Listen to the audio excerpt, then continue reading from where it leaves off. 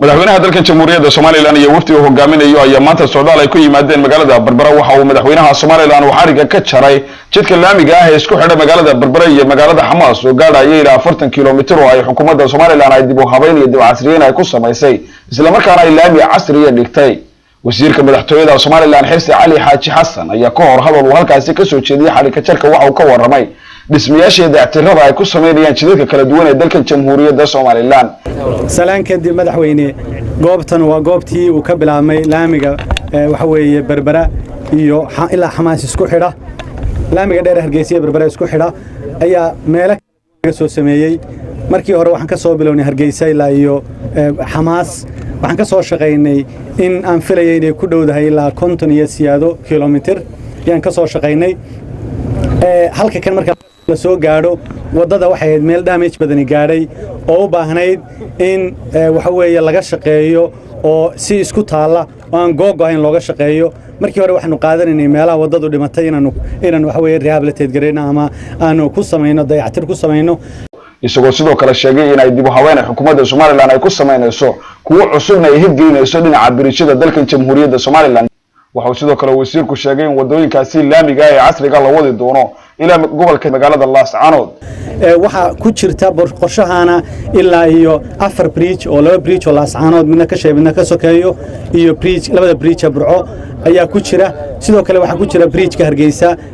halkan ka gudba la yaahdo waxa weeye suuqa soke ee meesha la yaahdo ka gudba waxa weeye halkan looga gudbo Dumbulo bridge-ka weyn ee bridge-ka labaad ka gudba sidoo kale bridge Boorama oo yar isaguna wadada ka gudba Boorame saddexda bridge baa ku jira qorshaha 6.5 milyan ka loogu talagalay waxaan jecelahay sidoo kale inaan xuso madaxweyne dad badan baa qaylinayay markaynu project-kan bilownay lacagtii dawladda u horay taxpayers-ka dadkii cashuurteena bixinayay aynu lacagtooda gelinaynay ururinaynay dad badan baa qaylinayay oo ka dhigayay riyo iyo waxaan la sameynaynin maanta iyadoo suurta gashay baynu taaganahay sarkaal ka socday sanduuqa horumarinta Soomaaliland ee hirgeliya ama wafangareeya dhismayaasha laamiga si casriga oo isaguna halkaasi ka hadlay ayaa si weyn ugu mahadnaqay xukuumadda Soomaaliland iyo waliba sida ay u horumarinayso dalka jamhuuriyadda Soomaaliland dhinaca wadooyinka casriga ah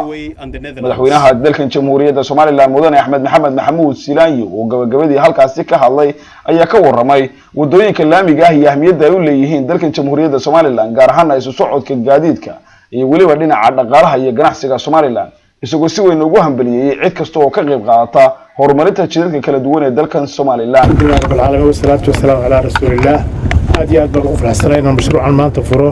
waa aad iyo aad qiimo dalka iyo dadka ugu leh isgaarsiinta wadooyinka iyo ahmiyad weyn bay u leeyihiin dalka iyo dadka isgaarsiintiisa iyo qabadkiisa marka mashruucan mashruuc qiimo weyn farxad weyn baan leeyahay maanta ka qaban insha Allah kuwana waa kasii kordhin doonaa maalba talaabada qaad doonaa ilaa inuu dalkeena gaarsiino meesha u baahan yahay iyo waxaynu u baahnayn inuu qaban aad iyo aad baa mahadsantiin